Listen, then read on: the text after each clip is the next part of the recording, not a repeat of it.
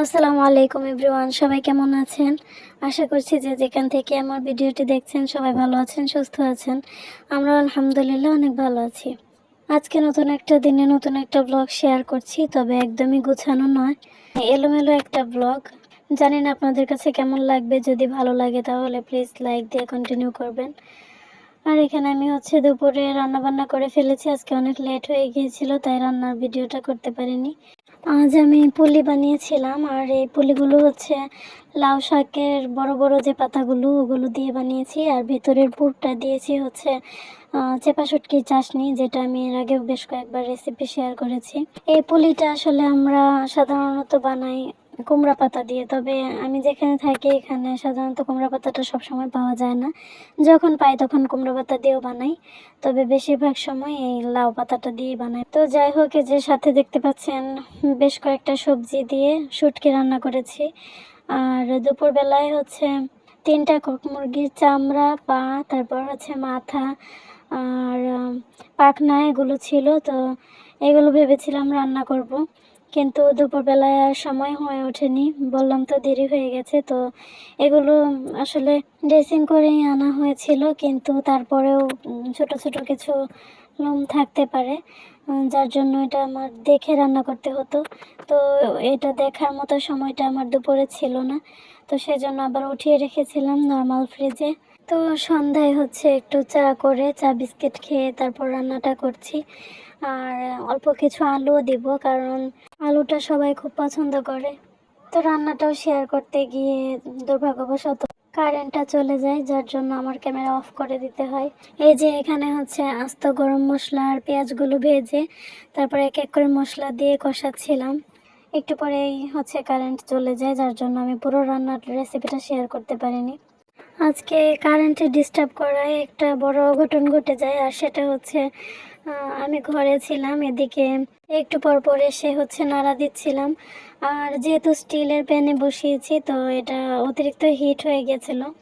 আমি মিডিয়াম থেকে একটু কম আঁচে রান্না করছিলাম, কিন্তু তারপরেও কেন জানি না এমনটা হলো। মানে অতিরিক্ত হিট হয়ে পানি থাকা অবস্থায় উপরে পানি ছিল, আর নিচে একদম লেগে পড়ে গিয়েছে এক সাইডে। সম্পূর্ণতে পড়েনি, একদম এক সাইডে পড়েছে।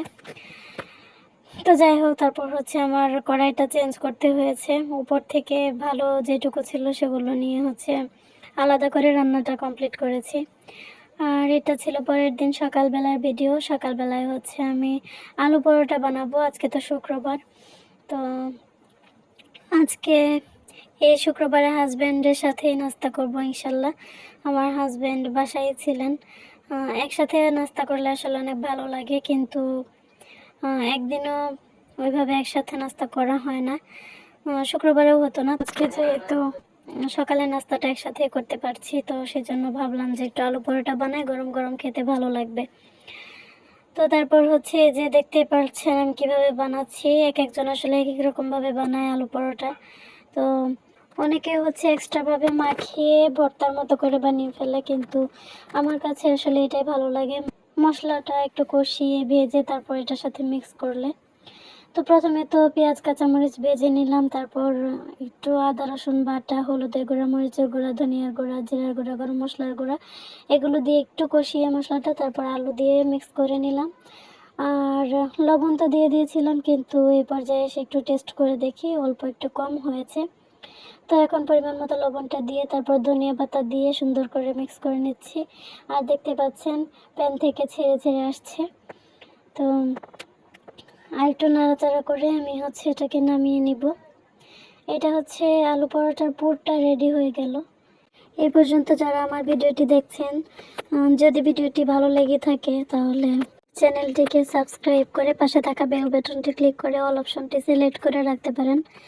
তাহলে আমার ভিডিওগুলো আপনার কাছে খুব তাড়াতাড়ি পৌঁছে যাবে। আর কমেন্টের মাধ্যমে মতামত জানাতে পারেন। আমার ভিডিও বেশ কয়েকজন দেখেন, কিন্তু কেউ কমেন্ট করেন না। তো কমেন্ট করতে পারেন আপনারা যদি সময় থাকে বা ইচ্ছে হয়। তো আমি এখানে পরোটার ডো বানিয়ে একদম ভাগ ভাগ করে সুন্দর করে রেখে দিয়েছি। তো তারপর আলুর পুরগুলো আমি আটার থেকে একটু কম করে ভাগ করে নিয়েছি। নয়তো পরে আন্দাজ করা যায় না, হয় পুর বেশি হয় নয়তো আটা বেশি হয়। তো যাই হোক, এখন হচ্ছে পুর ভরে আমি পরোটাটাও বেলে নিয়েছি, আর একদিক দিয়ে বেলছি আর একদিকে ভেজে নিচ্ছি। আগে আমি এভাবে পারতাম না, মানে সংসারের শুরুর দিকে মানে একদিক দিয়ে বেলা তারপর আরেক পাশে ভাজা, এটা আমার মানে হতো না, পড়ে যেত। তো আলহামদুলিল্লাহ এখন হাত চালু হয়ে এটা করতে পারি, আর খুব সুন্দর করে ভেজে নিয়েছি পরোটাগুলো।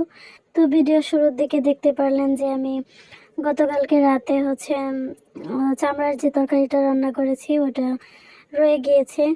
তো আজকে হচ্ছে ওটার সাথে পরোটাগুলো খাওয়া হবে।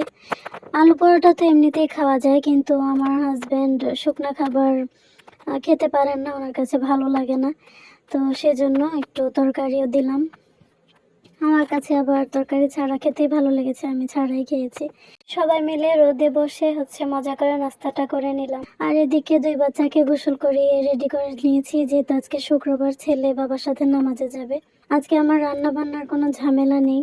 সাধারণত প্রত্যেক শুক্রবারে একটু স্পেশাল কিছু করা হয়, কিন্তু আজকে প্রথম শুক্রবার, যেটা আমার একদম সাদামাটাভাবে কেটেছে। আর আমার তো খুবই খুশি লাগছে। মাঝে মাঝে যখন রান্নাবান্নার ঝামেলা থাকে না, সেদিন মনে হয় কি আনন্দের দিন আজকে। কালকের এই যে এত এত খাবার আছে, তো সবগুলো তরকারি অনেকটুকু করে ছিল। এখন যদি অন্য কিছু রান্না করি, তো তাহলে একদম এগুলো থেকে একটা হলেও ফেলে দিতে হবে বা নষ্ট হয়ে যাবে, আর খাওয়া হবে না। কারণ বাচ্চারা তো একদম কম খায়, আর এই সবজি তো একদম খাবেই না বাচ্চারা। তো আমরা 2জন মানুষ খেয়ে শেষও করতে পারবো না, আবার নতুন করে রান্না করলে ওগুলো থেকে যাবে। যাই হোক, ভিডিওটা শেষ করছি। সবাই ভালো থাকবেন, সুস্থ থাকবেন, আমাদের জন্য দোয়া করবেন। আল্লাহ হাফেজ, আসসালামু আলাইকুম।